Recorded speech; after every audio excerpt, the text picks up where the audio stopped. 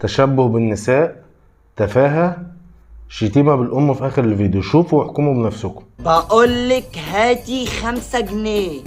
قلت لا، ما انت لسه واخد، مفيش تاني. خالتي جاية في الطريق، آخر مرة بقولها لك هاتي 5 جنيه. ايه يعني خالتك جاية هخاف منها وانا آخر مرة بقولها لك مفيش فلوس؟ تمام، اهو خالته جت. ايه يا خلود عامل ايه؟ مزعل امك ولا ايه يا ولا؟ لا يا خالته، دي ماما دي زي الفل، بتديني اي حاجة بطلبها منها. محترم يا واد، عرفت اربيك. جدع يا اختي، اوعي تحرمي العيال من حاجه عشان ما يطلعوش جعانين وعينيهم فارغه. لا يا خالته، دي ماما اي حاجه بطلبها بتديهاني. حتى بصي ماما هاتي 50 جنيه.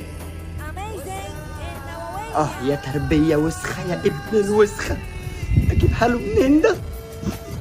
خد يا خلود، انا معايا فك، خد يا ولد.